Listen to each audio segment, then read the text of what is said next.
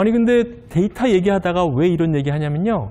이러한 전 지구적인 변동도 데이터를 통해서 우리가 알게 된 겁니다. 네, 그래서 이런 데이터를 통해서 우리는 앞으로 빈곤 문제, 성평등 문제, 물 부족 문제, 에너지 문제, 또 생물학적 다양성 문제 등을 해결해야 되고 이것들이 특히 우리나라에 굉장히 중요한 문제라는 것이 알려지고 있습니다. 자, 그리고 최근에는요.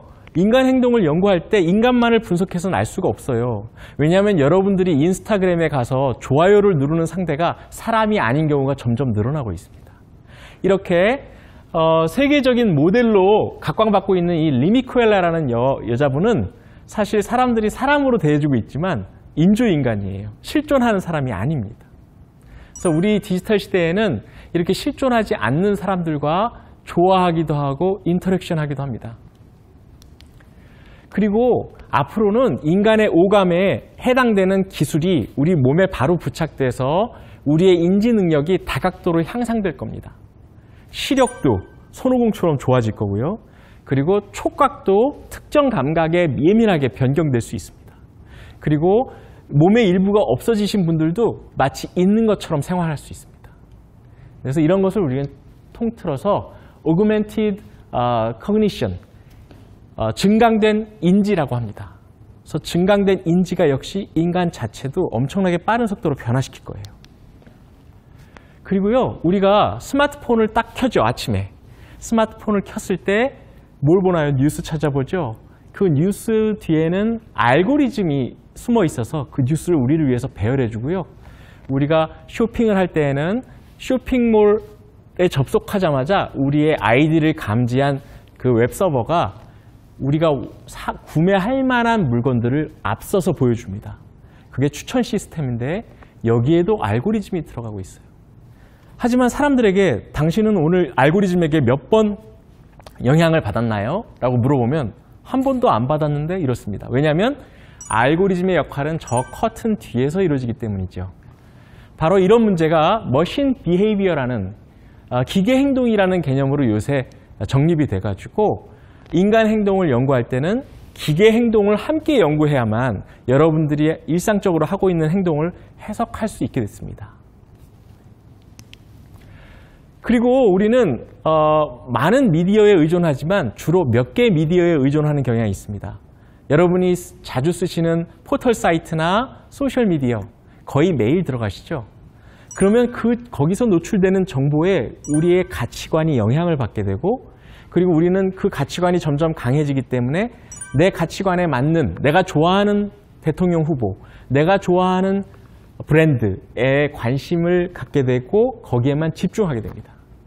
그게 바로 에코 체인버 이펙트라고 해서 우리가 어떤 상징적 환경 속에 스스로를 몰아넣는 현상을 얘기합니다.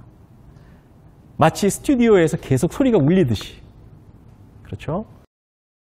그래서 이러한 반향실 효과 또는 에코 체인버 효과가 점점 심해지기 때문에 이런 현상도 데이터 사이언티스트들이 연구하고 있습니다. 그리고 재미있는 것은 우리가 AI 스피커와 대화하듯이 우리가 우리의 자동차를 운전할 때 자동차와 대화하듯이 인간과 소프트웨어가 대화하는 빈도가 점점 늘어나고 있고요. 재미있는 건 인간에 대한 예절을 배울 때조차도 AI를 통해서 배울 때 더 습득률이 높다고 합니다. 그래서 저희 연구실에서는 제 학생들과 함께 다양한 연구를 하고 있는데요. 첫 번째는 전 세계 언론에 비친 코로나19가 마스크 착용을 어떻게 묘사해오고 있는지 저희가 분석해 봤습니다. 그래서 이런 다양한 관점들을 추출해냈어요. 그래서 주제를 추출하는 것이 데이터 사이언스의 굉장히 중요한 부분이고요. 그러한 추출된 주제들이 시간에 따라서 어떻게 변화하는지 그 업앤다운을 추적하는 것도 데이터 사이언티스트의 역할입니다. 그 다음으로는 코비드19 관련해서 뉴스 보도가 많아지면 관련된 주식의 가격이 오를까 내릴까 이걸 또 연구해 봤습니다. 그랬더니 저희가 특정한 백신 연구에 대한 기사가 많이 등장하면 관련 기업의 주가가 따라서 올라가는 걸 발견했어요. 네. 그래서 이렇게 예측의 영역도 데이터 사이언스의 중요한 영역이 되겠습니다.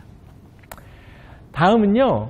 서울시청에 쏟아지는 민원을 10년간 모아서 연구해 봤더니 지금까지는 응답하는데 한 2, 3일 걸리거든요. 그런데 저희가 시민 여러분께서 입력을 하는 동시에 주제를 감지해서 관련된 부서로 전달할 수 있는 모델도 개발을 했습니다. 이런 연구 역시 데이터 사이언스의 영역이고요. 재미있는 것은 이런 자동 분류가 이루어지게 되면 민원 처리가 굉장히 빨라져서 불과 몇 시간 안에 응답을 받으실 수도 있고, 심지어 민원을 입력하는 도중에 중간에 FAQ가 자동으로 뜨게도 만들 수가 있습니다. 그래서 그러한 그 민원들의 유형이 시간에 따라서 어떻게 변화하는지도 추적할 수 있고요. 그리고 2019년에 스웨덴의 그레타 썬버그라는, 우리말로는 툰베리라고 하는데, 툰베리라는 소녀가 학교에 가지 않았습니다. 그러면서 어른들에게 왜 지구 환경을 이렇게 망쳐놓고 어른들은 우리의 미래를 빼앗아갔습니까? 라고 질타했어요. 그래서 저는 저희 학생들과 함께 그레타 썬버그라는 이 여학생에 대해서 사람들이 트위터 상에서 뭐라고 말하는지를 추적해 봤습니다. 그랬더니요, 이 학생에 대한 지지 여론이 대다수이긴 했지만 많은 사람들은 저 학생이 가정교육을 잘못 받았다, 저 학생에게는 지병이 있어서 정상적이지 않다, 이런 망발을 늘어놓기도 했습니다. 그래서 저희는 트위터 상에서 사람들의 반응을 저렇게 시각화해서 추적하고 사람들이 어떤 트윗을 많이 공유했는지를 역시 분석해 보기도 했습니다. 그래서 이러한 다양한 데이터 사이언스를 통해서 여러분들께서 미래 인재로 성장해 주시면 하는 게 제 바람인데요.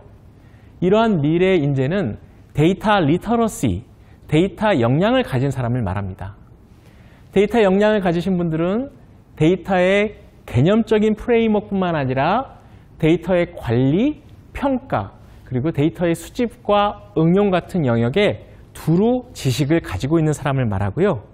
꼭 수학의 대가일 필요는 없습니다. 꼭 컴퓨터의 대가일 필요는 없습니다. 누구나 쉬운 책부터 시작해서 데이터 사이언티스트로 성장하실 수 있습니다. 매년 삼성에서 AI 포럼을 합니다. 저도 최대한 매년 참가하려고 노력 중인데요. 매년 가보면 똑같은 질문이 나와요. AI 시대에 우리가 무엇을 공부해야 하나요? 라는 질문이 나오는데, 놀랍게도 전 세계에서 초청된 다양한 AI 대가들은 한 가지로 대답을 합니다. 그것은 열심히 다양한 분야의 책을 읽고 다양한 경험을 쌓으세요. 처음에는 저 답이 너무 심심해 보였지만 저는 데이터 사이언스를 공부하면 할수록 우리가 사회의 이슈에 대해서 관심을 갖고 인류 문제에 대해서 관심을 갖지 않으면 새로운 연구를 시작할 동기가 생기지 않는다는 것을 발견했습니다. 그래서 여러분들께서도 다양한 분야의 직접 경험과 간접 경험을 많이 하시면서 데이터 분석 기법을 함께 공부하시면 되겠습니다. 그래서 이것은 꼭 문과나 이과생만이 할 수 있는 문제가 아닙니다. 양쪽 모두 다 잘할 수 있는 것이 데이터 사이언스의 영역입니다. 먼저 우리에게는 코딩 교육을 받은 인문계 전공자도 필요한데요. 미국의 한 영문과 교수님께서 말씀하시기를 자기가 코딩을 배워보니까 이것은 기계를 설득하기 위한 하나의 언어이고 점 하나만 잘못 찍어도 기계를 설득할 수 없기 때문에 이것은 오히려 인문계 학생들에게 꼭 필요한 공부다라고 얘기를 합니다. 마찬가지로 이공계 학생들도 그냥 수식에만 밝은 이과생이 아니라 아까 말씀드린 인류의 문제와 인간의 문제를 아시는 분들이 인류에게 도움이 될 수 있는 연구를 할 수 있다고 밝혀지고 있습니다. 그래서 오늘 두 가지 말씀드렸습니다. 우리가 왜 데이터를 공부해야 되는지, 그리고 데이터 사이언스로 우리는 무슨 문제를 해결할 수 있는지. 제 강의가 어떠셨는지 모르겠네요. alloakim@skku.edu로 연락 주시면 여러분들께서 더 궁금하신 내용에 대해서 답을 드리도록 하겠습니다. 오늘 이렇게 여러분과 만나게 돼서 정말 반갑고 다음 기회에 또 뵙겠습니다. 감사합니다.